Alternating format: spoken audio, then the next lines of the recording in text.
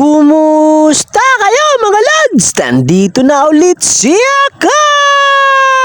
Ngayong araw nga pala mga lods ay papasilip ko sa inyo kung ano na ba ang itsura nung lilipatan naming bahay. Pero habang hindi pa kami nakakalipat dun sa lilipatan naming bahay ay dito muna kami kala mama. Bali eto nga pala yung itsura ng lilipatan naming bahay kahit papano ay meron ng sahig. Pero si Papa nga pala ang gumawa niyang lilipatan naming bahay dahil nung mga nakaraan kasi hindi rin ako nakapagawa gawa ng meron kasi akong sakit. Bali ang lilipatan nga rin pala naming bahay ay dyan lang din yan kala mama dahil nakitayo lang kami. At saka medyo maliit lang din talaga yung bahay na lilipatan namin pero okay na rin naman kesa naman wala kaming ibang malipatan at saka mangupahan kami ng ibang bahay. Bali wala pa nga rin palang hagdan yan lilipatan naming bahay kaya naman sa pag-akyat ko dyan ay pahirapan pa. At saka hindi pa rin naman pati kami lilipat dyan sa lilipatan naming bahay dahil hindi pa naman kasi talaga ayos yan. Bali okay nga lang din pala mga lods sa amin kahit maliit lang yan lilipatan naming bahay dahil sanay naman kami tumira sa maliit na bahay. Dahil halos lahat din naman ang tinirahan naming bahay nila misis at saka ng mga anak ko ay talagang hindi naman malalaki. Bali ang kulang na nga lang din pala dyan sa lilipatan naming bahay para malipatan namin ay yung hagdanan at saka yung dingding sa harapan. Kaya naman kapag nakapag-day off ako sa trabaho ko ay gagawin ko na rin kaagad yung bahay na lilipatan namin para makalipat na rin agad kami. Diyan naman mga lods ay sinusukat ko nga pala yung taas ng bahay namin dahil dyan kasi sa gagawa ng hagdanan pag-aakit ng bahay namin ay hindi nakakatayo. Pero pag doon naman sa harapan ng bahay namin na yan ay hindi pa nadidingdingan ay nakakatayo namang maigi. Kaya naman kapag gusto namin tumayo ng tuwid ay meron pa rin naman kaming matatayuan dahil doon lang kami pepesto sa may harapan yung bahay namin. Bali dyan nga rin pala sa harapan ng bahay namin na hindi pa nadidingdingan ay dyan ako maglalagay ng bintana. At saka dyan talaga kasi maganda gawa ng bintana sa may harapan gawa ng kahit papano yung mailiwalas tingnan. Dyan naman mga lads ay pagkatapos ko rin sumilip dun sa lilipatan naming bahay ay bumaba na rin agad ako para kumain ng tanghalian. Dahil nagugutom na rin kasi ako ng mga oras na yan gawa ng mag-aalauna na kasi ng hapon yan. At saka ako na nga lang din palang hindi nakain dahil lahat ng kasama ko dyan sa bahay nila mama ay nagsikain na. Pero kaya rin naman ako natanghali ng kain dyan gawa ng anong oras na rin kasi ako nagising gawa ng napuyat din kasi ako sa trabaho ko. At saka nanibago rin kasi ako sa pagpasok ko sa trabaho ko gawa ng ilang araw din kasi ako na hindi nakapasok gawa ng nagkasakit nga ako. Kaya pagpasok ko ulit sa trabaho ko medyo nabaguhan ako lalong lalo na nakagagaling ko lang sa sakit kaya naman nakaramdam akong maigi ng antok. Pero okay na naman mga lods yung pakiramdam ko at saka umiinom na rin pati ako ng vitamins para naman kahit papaano may panlaban sa puya. At saka para kahit papaano tumibay ang katawan kapag umiinom ng vitamins lalong lalo na napanggabi ang trabaho ko. Dito naman mga lods, pagkatapos ko nga rin palang kumain ay sisilipin ko muna si Mrs. sa kwarto nila mama gawa ng nagpapahinga kasi siya. At saka kung maaalala nyo nga rin pala nung mga nakaraan ay na-upload kong video kaya rin pala si Mrs. talaga iba ang pakiramdam kasi naglilihi na pala siya. Kaya ang mangyayari tuloy sa amin ay bagong taon magkakaroon na rin kami ng bagong baby.